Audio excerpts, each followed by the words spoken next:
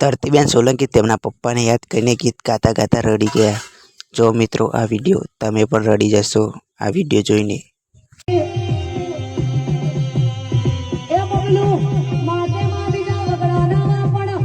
ખરી મજૂરી તડકામાં તો મારો બાપ કરાસલ્યા